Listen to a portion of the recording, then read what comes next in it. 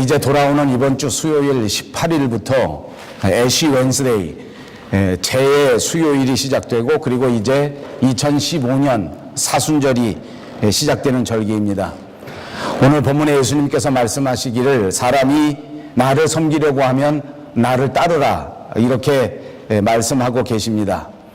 예수님께서는 우리를 향하여 당신을 따라오라 이렇게 말씀하셨는데, 과연 예수님께서는 우리를 어디로 따라오라고 부르시는 걸까 한번 생각해 보시기 바랍니다. 예수님께서는 지금 겟세마네 동산을 향해서, 그리고 그곳에서 온 인류를 위하여 지고 가실 그 십자가를 바라보고 그 십자가를 향해서 걸어가고 계십니다. 그렇게 하시면서 우리에게 말씀하실 때 나를 따라오라 하고 말씀하시는 것은 나와 함께 이 십자가의 길을 가자, 나와 함께 이 십자가의 길을 선택하고 이 십자가의 길을 바라보고 이 십자가의 길을 따라오라, 이렇게 말씀하시는 말씀인 것입니다. 그분은 우리에게 십자가를 바라보라고 말씀하시고, 그분은 우리에게 십자가를 향하라고 말씀하시고, 그분은 우리에게 십자가를 선택하라고 부르신 줄로 믿습니다. 여러분, 십자가는 무엇입니까? 아니, 조금 더 간단하게 말해서, 조금 더 좁혀서 말한다고 하면 그 십자가는 뭐 하는 것입니까? 십자가 위에서 할 수 있는 일이라고 하는 것은 별반 다른 일이 없습니다. 십자가 위에서 할 수 있는 일, 그것은 다시 말하면 오직 한 가지, 죽는 것밖에 없습니다. 십자가를 선택하라는 것, 그것은 십자가 위에서 죽으라는 말입니다. 자기 십자가를 지라 우리에게 말씀하신 그것은 하늘의 밀이 땅에 떨어져서 죽는 것, 그것을 우리에게 말씀하시는 것입니다. 이것을 바라보고 이것을 선택하라고 우리에게 부탁하셨습니다. 그러므로 사랑하는 여러분, 저와 여러분이 오늘 이 시간 이 요한복음을 강의하는 시간에 다시 한번 우리 앞에 놓여진 예수 그리스도의 십자가를 바라보시고 그 십자가를 향하시고, 그리고 그분의 십자가를 선택하실 수 있기를 주님의 이름으로 축복합니다. 주님의 십자가를 선택해야 될 것입니다. 그리고 그 선택이야말로 우리 인생에서 가장 중요한 일이요, 반드시 이루어져야 될 일인 것입니다. 그러나 그 십자가를 선택하는 일은 그렇게 간단한 일이 아닙니다. 그렇게 쉬운 일도 아닙니다. 도대체 왜 우리가 이 세상에 살면서 십자가를 향하여야 하고, 왜 우리가 십자가를 선택해야만 할까요? 그것은 하나님께서 저와 여러분에게 맡기신 사명이 있기 때문입니다. 하나님께서 저와 여러분에게 주어진 그 삶의 목적이 있기 때문입니다. 그 사명과 그 목적에 부합하게 살면서 그것에 철저하게 충성하고 그 삶을 헌신하면서 살기 위해서는 날마다 십자가를 향하여야 하고, 날마다 십자가를 바라보아야 하고, 날마다 십자가를 선택하여야 하고, 그 십자가를 따라가는 삶이 계속되어야 한다는 말씀입니다. 사도 바울은 우리에게 이렇게 말합니다. 사도행전 20장 24절에는 내가 달려갈 길과 주 예수께 받은 사명, 곧 하나님의 은혜의 복음을 증언하는 일에는 나의 생명조차 조금도 귀한 것으로 여기지 않는다. 그렇게 모든 것을 다하여 주님의 길에 충성하고, 그렇게 모든 것을 다하여 주님 앞에 헌신하기 위하여 주님이 걸어가신 그 십자가의 길을 바라보고 그것을 따라간다고 간증한 것입니다. 우리가 섬기는 기독교, 우리가 믿는 기독교는 다른 말로 하면 역설입니다. 그래서 우리의 기독교의 진리를 역설적 진리라고 말합니다. 역설, 패러독스. 이것은 표현 구조상이나 또는 상식적으로는 모순되는 것처럼 보이지만 사실은 진리를 나타내는 것을 가르쳐 패러독스라고 말하는 것입니다. 상식에서 벗어난 것처럼 보이지만 그것이 사실이요, 그것이 진리인 것을 가르쳐 역설적 진리라고 말합니다. 얼핏 들으면 아닌 것 같은데, 얼핏 들으면 틀린 것 같은데, 깊이 묵상해보면 그것이 사실이요, 그것이 진리다 하는 것을 가르쳐 우리는 패러독스라고 말합니다. 우리가 사는 신앙생활, 우리가 하는 교회생활, 특별히 우리가 믿는 이 성경책에는 그야말로 무수한 역설이 등장합니다. 예를 들어볼까요? 마가복음 10장 44절에는 이런 말이 있습니다. 누구든지 으뜸이 되고자 하는 자는 사람들의 종이 되어야 한다. 고린도후서 12장 10절에는 이런 말이 있습니다. 내가 약할 그때에 강함이라. 사도행전 20장 35절에는 주는 것이 받는 것보다 복이 있다고 말합니다. 이것이 모두가 다 역설적 진리를 우리에게 가르쳐 주는 것입니다. 가장 두드러진 역설이 있다고 하면 그것은 아마 십자가일 것입니다. 가장 수치스러운 것, 가장 고통스러운 것, 그것이 십자가인데 그것이 하나님의 지혜요, 그 십자가가 하나님의 능력이라고 우리에게 말씀해 주신 것입니다. 사랑하는 여러분, 이 십자가가 저와 여러분이 가질 수 있는 가장 높은 하나님의 지혜요, 저와 여러분이 바라보는 가장 귀한 하나님의 능력이 된다고 하는 사실을 오늘 이 시간 다시 한번 굳게 믿으시기를 바랍니다. 하나님의 아들 예수 그리스도가 그 십자가 위에서 우리를 위하여 죽어주심으로써 우리는 구원을 받게 된 것입니다. 예수님의 죽음이야말로 우리의 구원을 말하는 이것은 그야말로 역설이요, 그야말로 패러독스가 아닐 수가 없는 것입니다. 오늘 이 성경이 말하는 역설적 진리를 우리 가슴속에 깊이 새기고 이것을 잘 이해할 때에 우리의 신앙생활이 행복한 신앙생활이 되고 우리의 신앙생활이 통찰력 있는 신앙생활이 되고 우리의 신앙이 바른 신앙이 되게 될 줄로 믿습니다. 오늘 제가 여러분들과 함께 생각하려는 본문도 다름 아닌 역설적 진리입니다. 하늘의 미랄, 이것이 땅에 떨어지고 이것이 썩어져 죽으면 그때서야 비로소 많은 열매를 맺는다는 역설입니다. 죽으면 산다는 것입니다. 잃어버리면 오히려 얻을 수 있다는 진리인 것입니다. 이것이 십자가입니다. 이것이 기독교입니다. 이것이 믿음의 진리인 것입니다. 이 역설적 진리를 우리 가슴속 깊이 터득하시기를 바랍니다. 그래서 우리의 삶이 하늘의 미랄이 삶이 되어져서 이 땅 위에 마음껏 썩어지고 이 땅 위에 가장 낮은 곳에 희생하면서 죽어져서 오히려 많은 사람들을 살려낼 수 있는 미랄들이 되시기를 다시 한번 주님의 이름으로 축복합니다. 오늘 본문 20절 이하에 보면 헬라 사람 몇 사람이 예수님을 찾아오는 대목입니다. 아마 이 사람들은 유태인 이민자 디아스포라라고 하는 사람들에 의해서 하나님을 믿은 사람으로 보여집니다. 그러니까 예수를 믿고 사방으로 흩어진 사람들이 전도해서 드디어 예수님에 대하여 조금씩 알게 된 그런 헬라 사람이란 말입니다. 이들이 6월절 절기를 맞아서 예수님을 만나러 예루살렘에 올라오게 된 것입니다. 성경에는 나오지 않지만 전승에는 등장하고 있는데 이 사람들이 이렇게 예루살렘에 와서 예수님을 찾아온 데는 이런 사연이 있었다고 전해집니다. 그들은 헬라 사람들인데 헬라의 여러 도시국가 중에 에데사라고 하는 도시국가에 사는 사람들입니다. 그리고 그 국가에서 높은 지위에 있는 공무원들이었습니다. 이 에데사라고 하는 나라의 왕이 병에 걸렸는데 그 왕의 아들조차 또 병에 걸렸는데 왕의 아들이 바로 나병에 걸렸습니다. 문둥병을 말하는 것 아닙니까? 그야말로 절망 가운데 빠지게 된 것입니다. 도저히 고칠 수 없는 병입니다. 정말 흉한 병입니다. 모든 사람들이 깊은 절망에 빠졌습니다. 한 나라의 왕자가 이런 병에 걸렸을 때 온 국가적으로 슬픔 속에 빠져들게 된 것입니다. 그러던 차에 이 에데사라는 나라에 예수님의 소문이 퍼져오게 된 것입니다.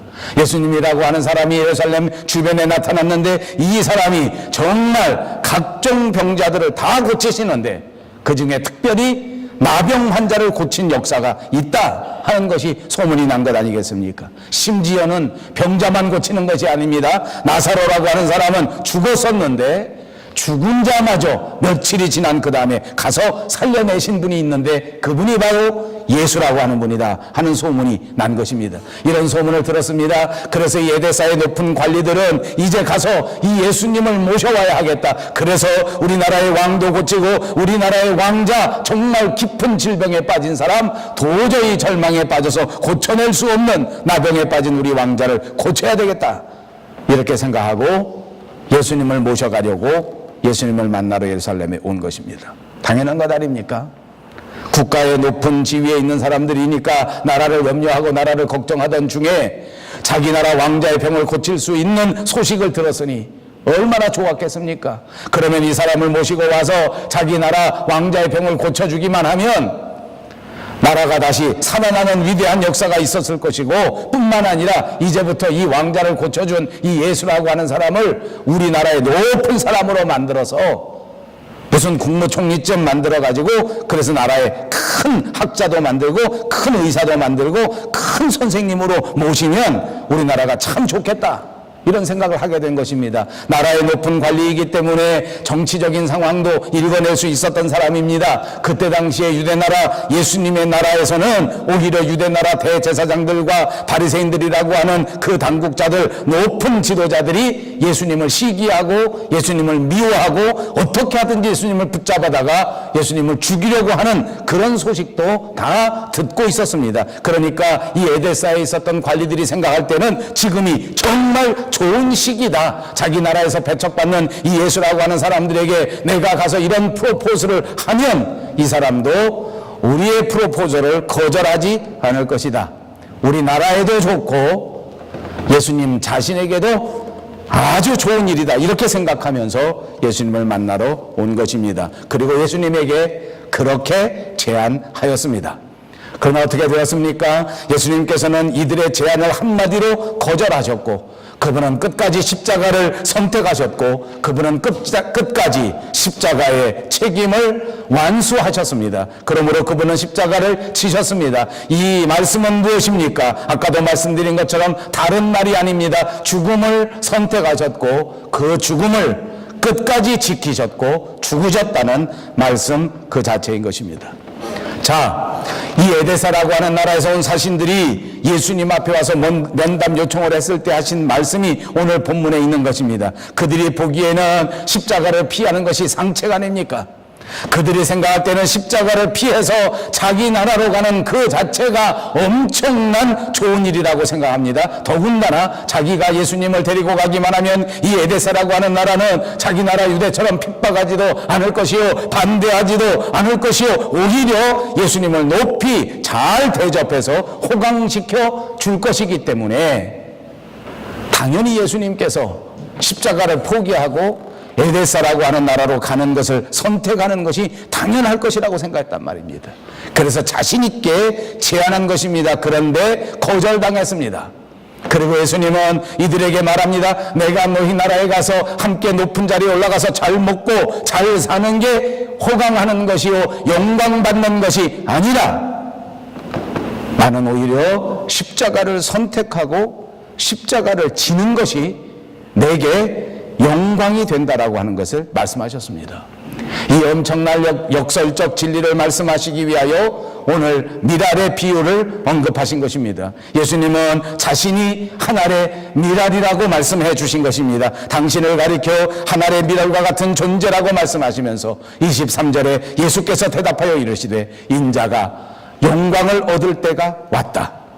인자라고 하는 말은 예수님을 자신이 지칭할 때 사용했던 표현입니다. 사람의 자식 인자라는 말입니다. 인자는 십자가를 피해서 세상 부귀 영화를 선택할 뜻이 조금도 없다는 것을 말씀해 주셨습니다. 십자가를 선택하지 아니하고 세상의 명예와 세상의 부귀를 선택할 생각이 전혀 없다는 것입니다. 세상에서 영광을 구하려고 생각한 적이 전혀 없다는 것입니다. 오로지 십자가를 선택함으로써 그것이 진정한 영광이 된다고 하는 것을 우리에게 말씀하십니다. 그것이 24절입니다. 내가 진실로 진실로 너희에게 이르노니 한 알의 밀이 땅에 떨어져 죽지 아니하면 한 알 그대로 있고 죽으면 많은 열매를 맺느니라. 진실로 진실로, 이 말은 헬란말로 하면 아멘, 아멘, 이런 말입니다. 이것은 예수님의 말씀이 진리라고 하는 것을 강조하는 낱말인 것입니다. 하나님이 정해놓으신 하나님의 신앙의 법칙이 바로 이것입니다. 한 알의 밀이 땅속에 심겨지지 않고 떨어지지 않으면 그것은 그대로 있고 아무 일도 일어나지 않습니다. 아무런 가치도 없고 아무런 열매도 없고 아무것도 생산해내지 못한단 말입니다. 예수님께서는 미랄 같은 존재라고 비유해서 말씀해 주시는 것입니다. 그러므로 예수님께서 이 세상에 심겨지고 이 세상에서 죽어지고 이 세상에서 썩어지는 존재가 되지 않는다고 하면 아무런 가치가 없고 아무런 역사가 일어나지 않는다고 하는 것을 증거해 주시는 것입니다. 죄가 없으신 예수 그리스도, 그러나 그분이 미랄과 같은 존재가 되어 십자가를 지고 인류 모든 죄악을 대신 감당하면서 썩어지고 죽어질 것을 우리에게 말씀하신 것입니다. 그분이 이렇게 십자가 위에서 죽어짐으로써 오히려 많은 인간들을 대속하고 많은 인간들의 영혼을 다시 살려내시고 구원하실 것을 말씀해 주신 것입니다.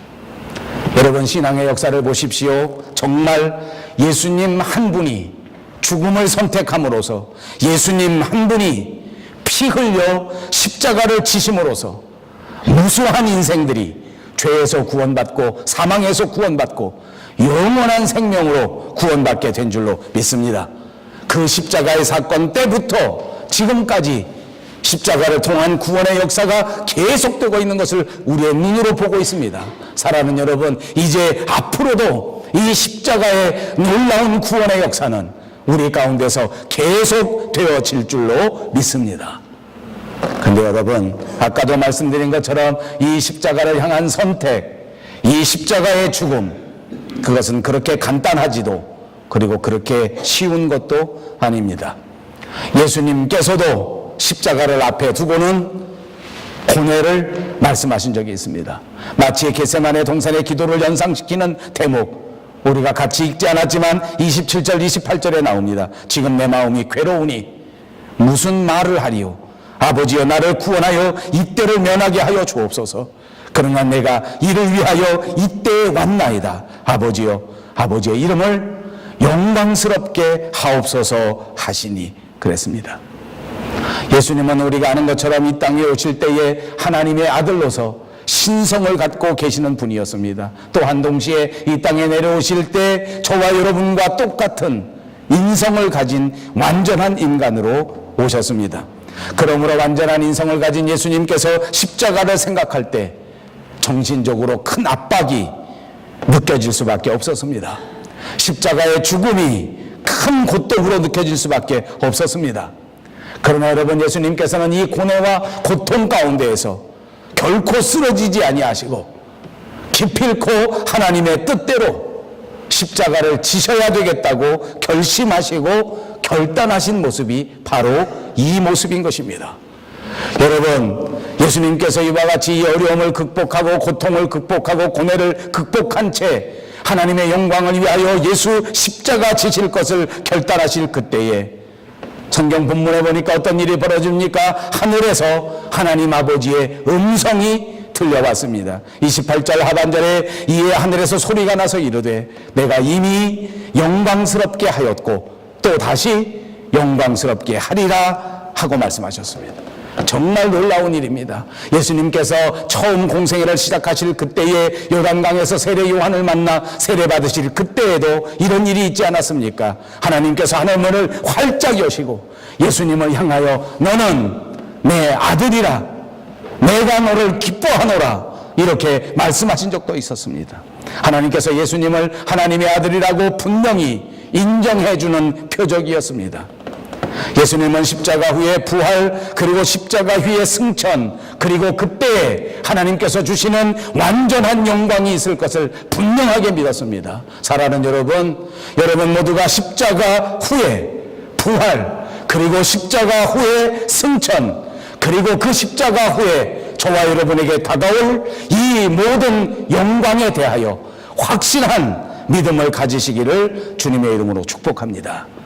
그렇습니다. 십자가가 우리에게는 고난으로 보일지 모르지만 십자가가 우리에게 고통스럽게 느껴질 수도 있겠으나, 그러나 이 십자가야말로 부활이요 승천이요 그리고 영광이라고 하는 사실을 분명하게 믿어야 한단 말입니다. 그것을 분명하게 믿을 때에 예수님께서는 이러한 확실한 믿음을 가지셨기 때문에 그 영광을 바라보고 그 십자가를 당당히 지실 수 있었습니다. 사랑하는 여러분, 오늘 목사인 저는 여러분을 다시 한번 축복합니다. 여러분 모두에게 이와 같은 굳센 믿음이 충만하셔서 이 영광을 바라보시고 이 땅 위에 살아가는 동안 결단코 세상에 넘어지고 세상에 쓰러지지 마시고 하나님을 바라보시고 꿋꿋하게 십자가의 길을 걸어가시고 예수님의 제자의 길을 걸어가셔서 기필코 승리하시기를 주님의 이름으로 축복합니다. 히브리서 12장 2절에 보니까 그는 그 앞에 있는 기쁨을 위하여 십자가를 참으사 부끄러움을 개의치 아니하시더니 하나님 보좌 우편에 앉았다. 그렇습니다. 십자가를 선택하는 인생은 하나님 보좌 우편에 앉는 길입니다. 십자가의 영광을 선택하는 길은 비록 이 땅에 살아가는 동안 고통과 고뇌를 수반하겠지만 그러나 그 이후에는 우리 하나님 보좌 우편에 앉는 영광을 받게 된다는 말입니다. 바로 이 영광으로 예수님께서는 십자가를 감당하셨습니다. 그리고 예수님께서 감당하신 그 십자가의 은혜 때문에 우리는 이같이 구원을 받게 되었고 오늘 이와 같이 예수님을 따르는 예수님의 제자가 된 것입니다. 이것이 예수님의 제자입니다. 사랑하는 여러분, 이제 저와 여러분은 제자로서 어떻게 살아야 합니까? 본문 25절에는 자기의 생명을 사랑하는 자는 잃어버릴 것이요 이 세상에서 자기의 생명을 미워하는 자는 영생하도록 보존하리라 말씀하셨습니다. 생명은, 여기 말하는 생명은 우리 육신의 생명을 말하는 것입니다. 육체의 생명, 육신의 본능을 위해서 전전긍긍하면서 이 생명을 지키기 위해서 살아간다면 너희는 실패하게 된다는 말입니다. 육체의 생명에 전전긍긍해서는 결코 망할 수밖에 없다는 것입니다. 오히려 육신을 극복하고 육체의 생명의 본능을 극복하고 그것을 초월하여 십자가를 선택한다면 우리에게는 승리가 있고 우리에게는 영생이 있고 우리에게는 영광이 있다는 말씀인 줄로 믿습니다. 여러분, 우리가 아무리 예수를 믿는 사람이지만 우리가 이 세상 사는 동안에는 육신의 옷을 입고 있습니다. 그리고 우리가 육신의 옷을 입고 사는 동안에는 항상 죄의 본능 속에 빠져 있습니다. 그래서 우리 몸속에서 우리 마음속에서 시시때때로 죄의 본능이 솟아오를 수 있습니다. 네, 여러분, 그 본능에 따라서 그 본능에 이끌려서 살아가다 보면 우리는 예수님을 닮기보다 예수님의 제자가 될 수 있는 것보다 오히려 세상 사람들의 모습으로 살아갈 수밖에 없다는 것입니다. 그러면 어떻게 되는 줄 압니까? 예수 믿는 사람과 예수 믿지 않는 사람이 아무 구별이 되지 않습니다. 다 똑같습니다. 전혀 다르지가 않게 됩니다. 그러면 어떻게 되는지 압니까? 아무리 예수를 믿는 사람이라도 하나님께서 우리를 위하여 준비해 놓으신 그 아름답고 그 풍성한 은혜, 그 축복 하나도 받아보지 못합니다. 제가 요한복음을 강의하면서 여러분에게 늘 말씀드렸습니다. 이 땅에 살아가는 그리스도인들이 받아 느끼고 날마다 새기면서 살아야 할 것은 바로 하나님의 은혜입니다.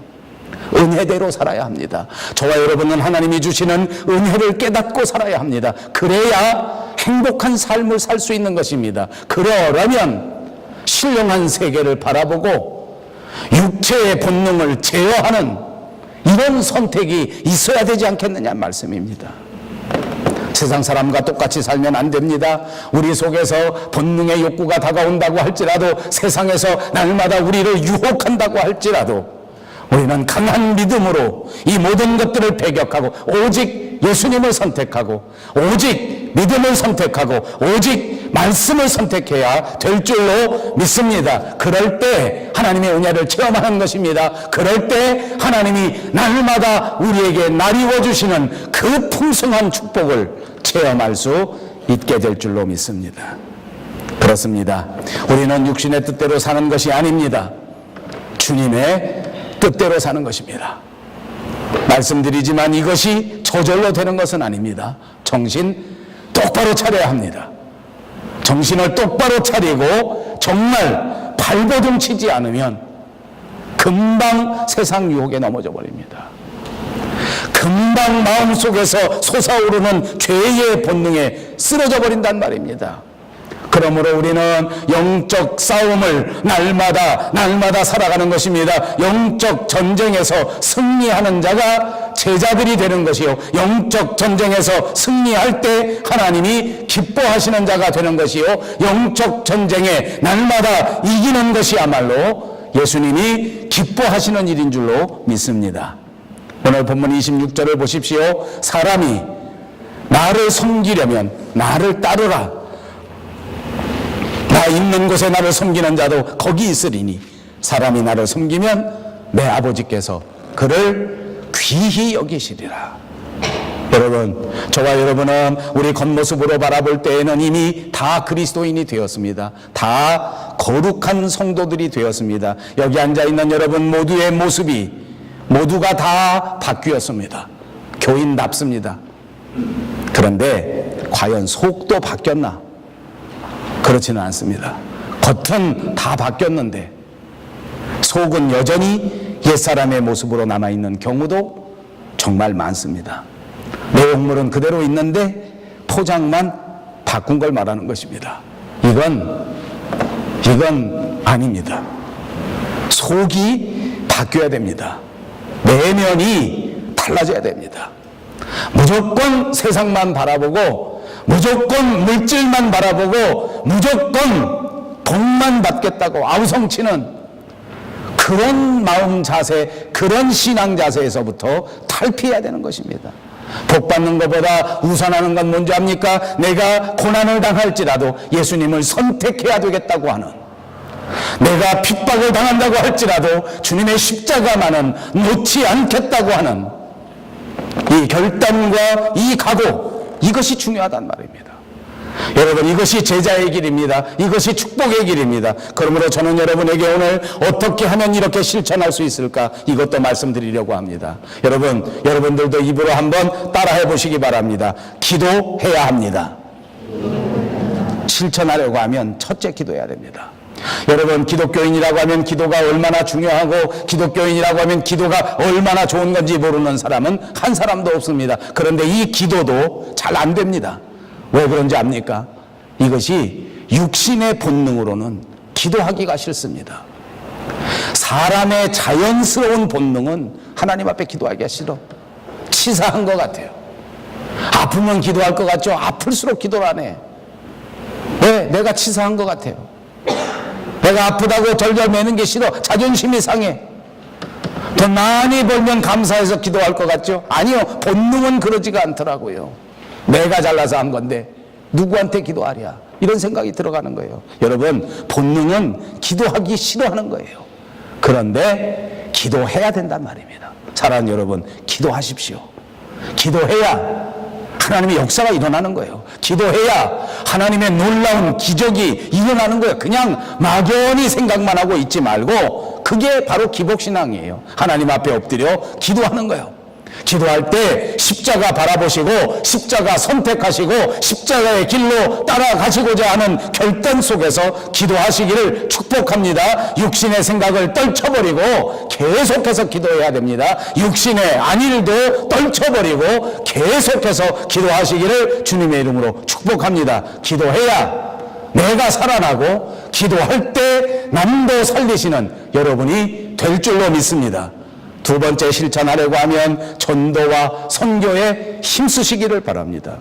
한 영혼이 하나님 앞에 돌아와 구원을 받기까지는 정말 많은 헌신과 많은 수고가 필요한 사역입니다. 사도 바울이 예루살렘에 가서 체포되기 전 바로 직전에 밀레도를 거쳐 가는데 거기에서 마지막 고별 설교를 합니다. 그것이 아까 말씀드린 것처럼 내가 달려갈 길과 주 예수께 받은 사명, 곧 하나님의 은혜의 복음을 증언하는 일을 마치는 일에는 나의 생명조차 조금도 귀한 것으로 여기지 않는다. 이런 결단, 이런 희생, 이런 섬김이 있었기 때문에 기독교가 오늘 저와 여러분이 사는 나라, 우리 조국 대한민국, 이곳 캐나다, 이 전 세계의 땅끝까지 하나님의 복음이 전해진 것 아닙니까? 우리 조국 대한민국에 최초로 입국했던 선교사들의 이야기를 기억해 보시기 바랍니다. 제일 먼저 우리나라의 선교사로 온 사람은 언더우드와 함께 온 아펜젤라라고 하는 유명한 선교사가 있었습니다. 그분은 군산 앞바다에서 선박사고로 죽었습니다. 성경 번역을 위해서 회의 참석을 위해서 제물포에서 배를 타고 목포까지 가는데 군산 앞바다에 갔을 때 사고가 나게 된 것입니다. 선박 충돌 사고입니다.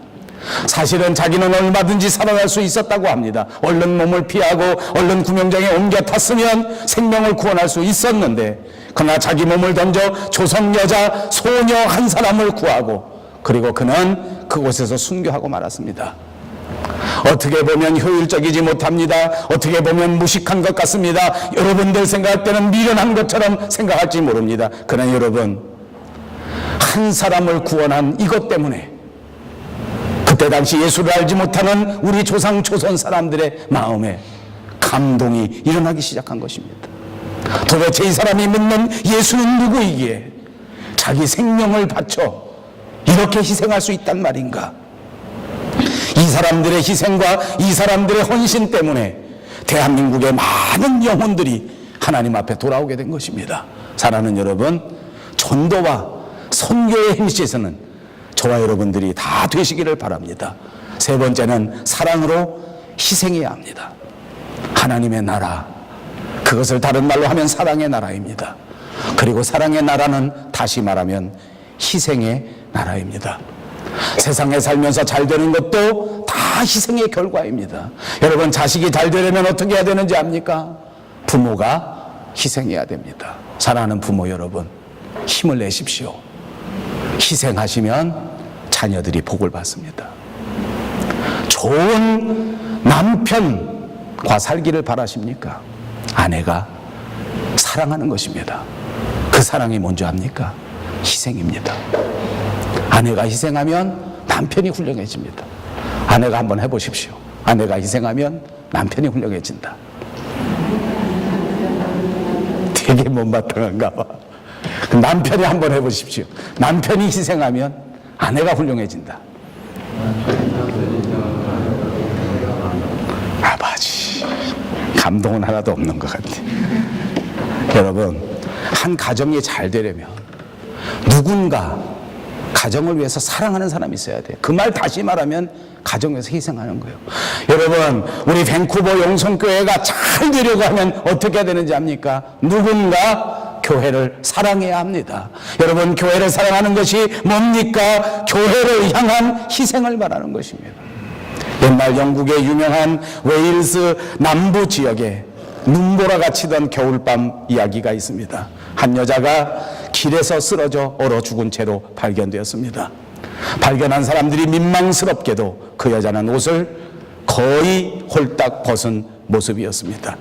그 여자의 옆에는 젖먹이 아이가 작은 소리로 겨우겨우 울고 있었습니다. 이 여자는 그 추위에 자기 아이를 위해서 자기 옷을 다 벗어서 덮어주고 결국 자기는 그 추위를 이기지 못한 채 얼어 죽은 것입니다.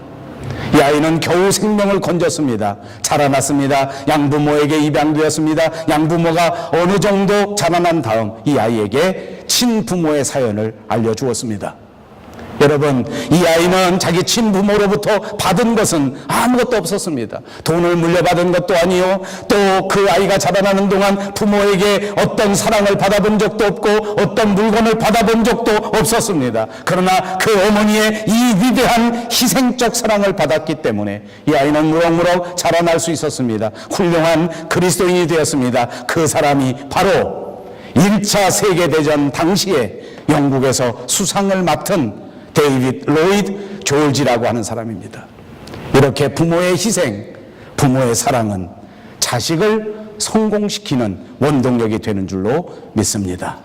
사랑하는 여러분, 오늘 이 시대는 모든 사람들이 자기 편안함과 자기 안일함만을 추구하는 세상인 것 같습니다. 이런 세상 속에 사니까 오로지 우리 안목이 모두가 다 세상적인 데에 빠져 있습니다. 모두가 다 이기적입니다. 모두가 다 자기만 편하려고 합니다. 세상 사람들 모두가 자기 육신의 욕망에 이리 끌려가고 저리 끌려가는 모습입니다. 그러나 오늘 이 말씀을 통하여 우리는 다시 한번 생각합니다. 우리 마음속에서 일어나는 이 세상적 욕망은 죽여야 하는 존재입니다. 우리 마음속에서 일어나는 이 죄악의 싹은 잘라내야 하는 것입니다. 십자가를 바라보십시오. 하나님이 우리를 보내신 이 삶의 목적은 우리가 이 땅에 떨어져서 하늘의 밀이 되어 죽고 희생하여 나도 살고 많은 사람들을 살려내는 위대한 열매를 맺는 그리스도인으로 보내신 것을 믿으시고 이런 밀로 살아가시는 여러분 모두가 되시기를 주님의 이름으로 축복합니다.